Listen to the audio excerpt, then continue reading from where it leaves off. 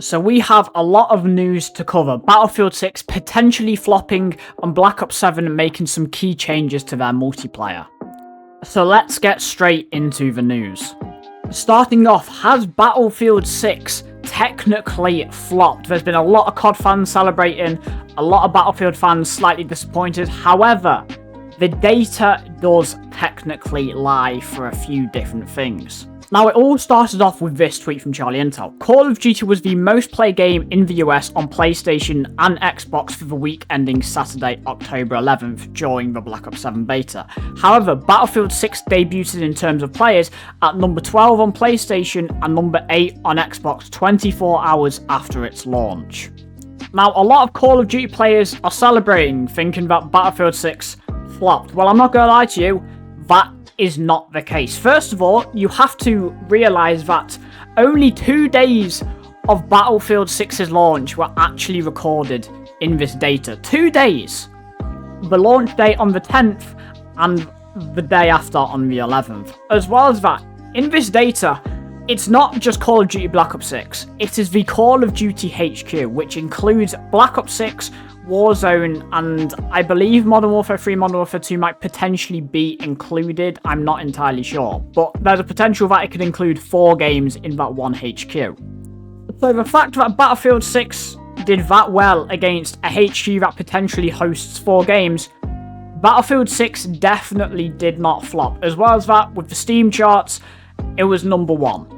In both the US and Canada, Battlefield 6 debuted at the top spot, with Mexico debuting at 6th, which is still better than what Call of Duty did.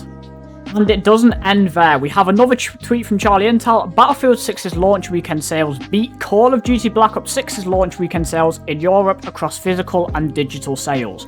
However, Black Ops 6 likely had far more players online because of Xbox Game Pass Day 1 release.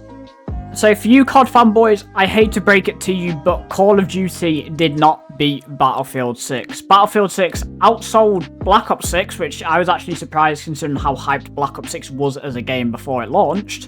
And it just further proves that the hype behind Battlefield 6 is not fake. People are actually interested in the game. And I mean, you can try and argue that, oh, Call of Duty had more active players on Xbox and PlayStation. Well, first of all, Battlefield 6's launch was a $70 launch for that week. So people who were playing were people who just bought the game. Whereas the Black Ops 7 beta, later on in the week, it was free to play. Anyone could go and download the beta and play it. So not just are you comparing a HQ with 3 separate games against a game that launched with 2 days of data, you're comparing a game that had basically a free week where you could play it. So if you don't want to be like the Call of Duty fans who are absolutely crying their eyes out right now that Battlefield 6 is more successful than Call of Duty, feel free to subscribe because I want both games to be successful. It also really helps out the channel, so I do appreciate it. Now, moving on to the news with Call of Duty, starting off with the release date of Black Ops 7. There was a few rumours that the release date for Black Ops 7 could potentially be moving forward. By moving forward, I mean earlier. However, it has been confirmed that there are no changes to the release date. Black Ops 7 will release on the 14th November. I mean, I would still love to see a potential week early access to the campaign. Maybe you could do that so we have a little bit of hype towards the game. And I mean, I'm not going to lie, people enjoyed having it with Modern Warfare 2 and Modern Warfare 3. The only reason it was bad for Modern Warfare 3 was because the campaign was just shit. Other than that, I don't really see a reason to release the full game earlier. I feel like Treyarch needs as much time as they can possibly get their hands on with this game because of how dirty Activision has done them. As well as that, yesterday we got a multiplayer dev talk for Black Ops 7, and they announced a few changes that they're making, especially with the perk system. Now, a lot of these changes look absolutely amazing. Starting off with one of the biggest feedbacks I saw during the beta, the dexterity perk will now be default. It will no longer be in a perk in the game you have to equip, it will just be the default movement. So you now can just automatically ADS when sliding and jumping.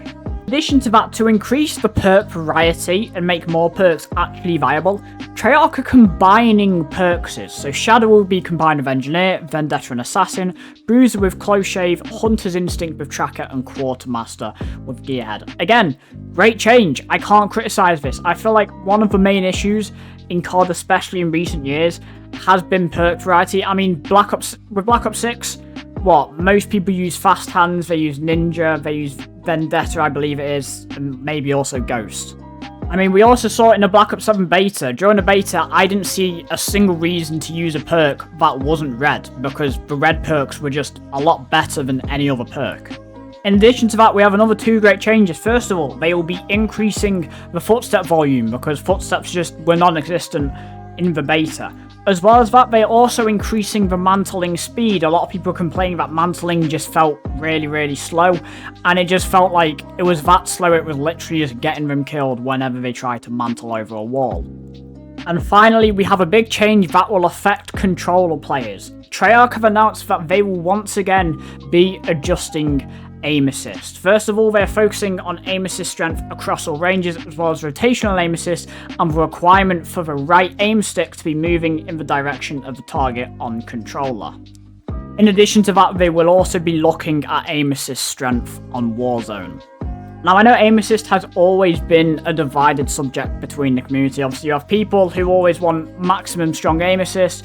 You have people who just want zero aim assist. In my opinion, aim assist is needed for the controller to actually be able to compete with keyboard and mouse. However, obviously, the aim assist shouldn't be too strong. And with these changes, hopefully more skilled players with their aim can actually do well. Whereas if you're not as good with your aim, you won't just get carried by your aim assist. So once again, another great change for Call of Duty Black Ops 7. It genuinely does feel like Treyarch are now actually listening to the player base. And overall, it feels like the battle between Battlefield 6 and Black Ops 7 is still ongoing. Obviously, Battlefield 6 releases their Season 1 in 6 days on the 28th, and Black Ops 7 is still set to release on November 14th. Now that's all the news I have for you guys today. Let me know your opinions on all the news in the comment section down below. If you are new to the channel, please do consider liking and subscribing. It really does help the channel out, and you guys are absolutely amazing. With all that being said, I've been Chris Tex. Have an amazing day, and I'll see you guys in the next one.